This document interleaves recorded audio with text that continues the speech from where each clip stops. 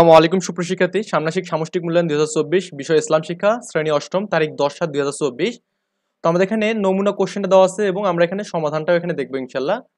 আচ্ছা, আমাদের এখানে প্রথম যে কোশ্চেনটা ছিল এখানে 1 নাম্বার, প্রকৃত পর্যবেক্ষণ এবং অভিজ্ঞতা নিয়ম। এখানে তোমার চারপাশে এলাকার প্রাকৃতিক ও সামাজিক পরিবেশে কি কি বিরূপ চিত্র দেখতে পাও চিন্তা করে দেখো। এবার তোমরা দুইজন বন্ধুর কাছ থেকে শুনে নাও এবং চিন্তা করে প্রাকৃতিক ও সামাজিক বিরূপগুলোর দুর্যোগে একটি মানে দুর্যোগ খুঁজে পেলে তা আলোচনা করে নিচের যেখানে ছকে লিখতে বলছে এখানে। ওকে, তো আমি কি পেলাম, আর প্রথম বন্ধু কি বললো এবং আমার দ্বিতীয় বন্ধু কি বললো, আমরা এটা এখানে সমাধান করবো এখানে। তো কোশ্চেনটা আমি প্রথমত এখানে দিয়ে দিচ্ছি এখানে। ওকে, এবং এখানে কি বলা আছে এটা আমি দিয়ে দিচ্ছি। আমি যেটা পেলাম সেটা হচ্ছে আমাদের এখানে জলাবদ্ধতা এবং ডেঙ্গু রোগ, তারপরে সামাজিক সহিংসতা পেলাম এখানে। দ্বিতীয় বিন্দু পাইছে অতি বৃষ্টি পাইছে, ভূধস পাইছে, তারপরে এখানে কি ভূমিধস, তারপরে হচ্ছে পানি দূষণ এবং পানির অভাব এখানে। আর দ্বিতীয় বন্ধু পাইছে কি খাদ্য সংকট, দারিদ্র, সামাজিক অসাম্য এবং বৈষম্য এখানে। ওকে, এই ছকটা আমরা এখানে পূরণ করবো এভাবে। এবার এখানে এটা বলছে, এই কোশ্চেনটা বলছে তোমার দুর্যোগের সময় কি ধরনের ইসলামিক বিধিবিধান চর্চা এবং অনুশীলন করতে থাকো, আলোচনা করে লিখতে বলছে এখানে। তো আমরা এখানে জাস্ট এখানে দেখি, এই কোশ্চেনটা আমরা দিলাম এখানে, অ্যান্সারটা দেখবো এখানে। ওকে, আচ্ছা, তো এখানে উত্তর দিয়েছে এখানে আমরা দোয়া ও নামাজ পড়ি এখানে। দুর্যোগের সময় বিশেষ দোয়া এবং নামাজের মাধ্যমে আল্লাহর কাছে সাহায্য প্রার্থনা করি। বিশেষ করে সালাতুল ইস্তিসকা, বৃষ্টির প্রার্থনা নামাজ, খরা বা জল সংকটের জন্য পালন করি এখানে। সহমর্মিতা দান, বিপদগ্রস্ত দুঃখ মানুষের সাহায্য করার জন্য দান সদ্গা করা হয় এখানে। ইসলামের নির্দেশ অনুযায়ী জাকাত দান খয়রাতের মাধ্যমে সমাজের দরিদ্র এবং অসহায় মানুষের সহায়তা হয় এখানে। সবর এবং ধৈর্য ধারণ এখানে। ইসলামের দুর্যোগ ও বিপর্যয়কে আল্লাহর পরীক্ষা হিসাবে গ্রহণ করে সবর এবং কি ধৈর্য ধারণের পরামর্শ দিয়েছে এখানে। ইন্না লিল্লাহি ওয়া ইন্না ইলাইহি রাজিউন পাঠ করে ধৈর্য এবং সহনশীলতার পরিচয় দেওয়া হয় এখানে। ওকে, তওবা এবং ইস্তেগফার, দুর্যোগের সময় নিজেদের পাপের জন্য আল্লাহ তাআলার কাছে ক্ষমা চাওয়া এখানে। ইস্তেগফার করে পাপের জন্য আল্লাহর কাছে ক্ষমা প্রার্থনা করে এবং ভবিষ্যতে সঠিক পথ চালানোর একত হবে। ওকে, এবং কাজ এবং 2 দিয়েছে, দেখুন সমস্যা খুঁজে বের করি এখানে। বলছে তোমার বন্ধুদের চিহ্নিত প্রাকৃতিক দুর্যোগ সমূহের ফলে কি কি সমস্যার সম্মুখীন হয় বলে তুমি মনে করো, এটা আমাদের এখানে লিখতে বলছে এখানে। লিখলাম এখানে প্রথম বন্ধু খুঁজে পেয়েছিল কি অতিবৃষ্টি এবং ভূধস বা ভূমিধস এখানে। বন্যা, মাটি ক্ষয় এবং কি জলীয় পানীয় জল সংকট এখানে। অতিবৃষ্টির ফলে নদ নদীর উপরে উপচে পড়ে এবং আশপাশের এলাকা বন্যায় প্লাবিত হয় এখানে। ভূধসের ফলে চাষাবাদ যোগ্য জমি ক্ষতিগ্রস্ত হয়।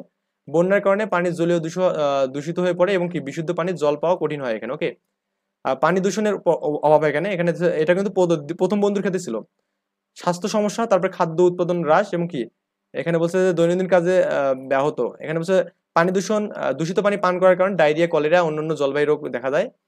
সেচের জন্য পর্যাপ্ত পানি না পাওয়ায় সেচের এখানে কৃষির উৎপাদন হ্রাস পায় এখানে। পানির অভাবে সাধারণত দৈনন্দিন কাজ যেমন রান্না, পরিষ্কার এগুলো বিঘ্ন ঘটে এখানে। আর দ্বিতীয় বন্ধু যে খুঁজে পেয়েছিল যে বিষয়গুলো, সেটা হচ্ছে আমাদের কিছু এখানে আচ্ছা খরা না এখানে। এখানে সংকট, খাদ্য সংকট, দারিদ্রতা এবং সামাজিক অসাম্য বৈষম্যতা এখানে।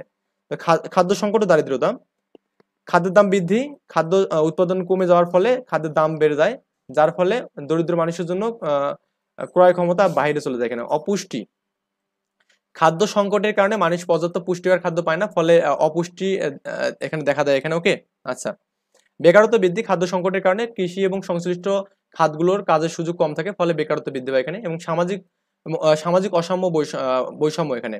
শিক্ষা স্বাস্থ্য সেবা থেকে বঞ্চিত হওয়া, দরিদ্র প্রান্তিক মানুষরা শিক্ষা স্বাস্থ্য সেবা থেকে বঞ্চিত হয় এখানে। আর্থিক বৈষম্য, ধনী দরিদ্রের মধ্যে বৈষম্য আরো বৃদ্ধি পায়। সামাজিক সংঘাত, সামাজিক বৈষম্যের কারণে বিভিন্ন সম্প্রদায়ের মধ্যে সংঘাত সৃষ্টি হয় এখানে। ওকে, আচ্ছা, এরপর একটা কোশ্চেন আছে, এইসব প্রাকৃতিক ও সামাজিক দুর্যোগ থেকে তুমি ইসলামের দৃষ্টিতে কিভাবে খুঁজে পাও, সেটা আমাদের বের করতে বলছে এখানে। নমুনা উত্তর, ইসলামের দৃষ্টিতে প্রাকৃতিক ও সামাজিক দুর্যোগ থেকে আমরা কয়েকটি গুরুত্বপূর্ণ বিষয় শিখতে পারি এখানে। এগুলো আমাদের জীবন এবং বিশ্বাসকে গভীর প্রভাব ফেলে এখানে। সবরের শিক্ষা বা ধৈর্য ধারণ এখানে। দুর্যোগের সময় সবর বা ধৈর্য ধারণ করার মাধ্যমে আল্লাহ তাআলার উপর পূর্ণ বিশ্বাস এবং ভরসা রাখতে হয়। কোরআনে বলা আছে, আর নিশ্চয়ই আমি তোমাদের পরীক্ষা করব কিছুটা ভয়, ক্ষুধা, সম্পদ, জীবন, ফসলের ক্ষতি দিয়ে এখানে। আর আপনি ধৈর্যশীলদের সুসংবাদ দিন এখানে। ওকে, সূরা বাকারা আয়াত হচ্ছে 155। আল্লাহর ইবাদত ও তওবা এখানে। দুর্যোগের সময় আমাদের উচিত আল্লাহ তাআলার কাছে তওবা এবং বেশি বেশি ইবাদত করা। দুর্যোগে আল্লাহর পক্ষ থেকে একটি পরীক্ষা হিসেবে গ্রহণ করা হবে এবং আল্লাহ তাআলার কাছে ক্ষমা চাওয়া এবং তার সন্তুষ্টির জন্য সন্তুষ্টি অর্জন করতে হবে এখানে। সহমর্মিতা এবং দান এখানে। দুর্যোগের সময় আমাদের উচিত দুর্যোগের পীড়িত মানুষের প্রতি সহমর্মিতা প্রদর্শন করা এবং তাদের সাহায্য করা। ইসলামে জাকাত, সদকা এবং অন্যান্য দানের মাধ্যমে সমাজের দরিদ্র এবং অসহায় মানুষের পাশে দাঁড়ানোর নির্দেশ দিয়েছে এখানে। ঐক্য এবং সম্প্রীতি, দুর্যোগের সময় সমাজের মানুষের মধ্যে ঐক্য এবং সম্প্রীতি বজায় রাখা অত্যন্ত গুরুত্বপূর্ণ। একে অপরের সহায়তা সহযোগিতা করা এবং ভালোবাসা প্রদর্শন করা আমাদের ইসলামের শিক্ষা এখানে।